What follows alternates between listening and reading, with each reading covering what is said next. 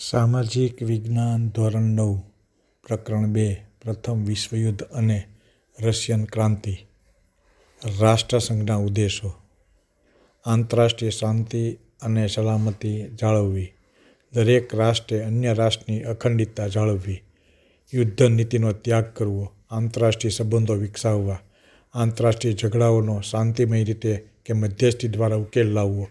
જો કોઈ રાષ્ટ્રસંઘ અને મધ્યસ્થીની અવગણના કરે તો તેને બળવાખોર રાષ્ટ્ર જાહેર કરવું. રાષ્ટ્રસંઘના મુખ્ય ઉદ્દેશોનો એક ચાર્ટ. શાંતિ અને સહકારના મૂળભૂત ઉદ્દેશો. આંતરરાષ્ટ્રીય શાંતિ અને સલામતી.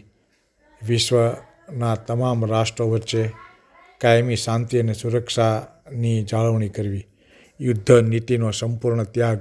રાષ્ટ્રીય વિવાદો ઉકેલવા માટે હિંસા કે યુદ્ધના માર્ગને છોડી દેવું.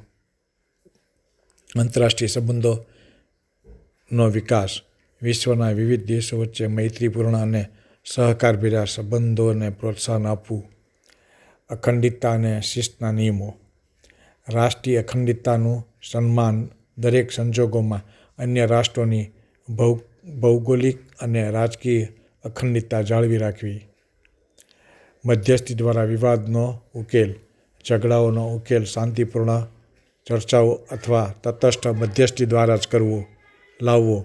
બળવાખોર રાષ્ટ્રની જાહેરાત. સંઘ કે મધ્યસ્થીની અવગણના કરનાર રાષ્ટ્રે સત્તાવાર રીતે બળવાખોર જાહેર કરવામાં આવશે. ધન્યવાદ. પાઠક સાહેબની આ યુટ્યુબ ચેનલને લાઇક અને સબસ્ક્રાઇબ કરવાનું ભૂલશો નહીં. Channel address Pathak Madhusudan.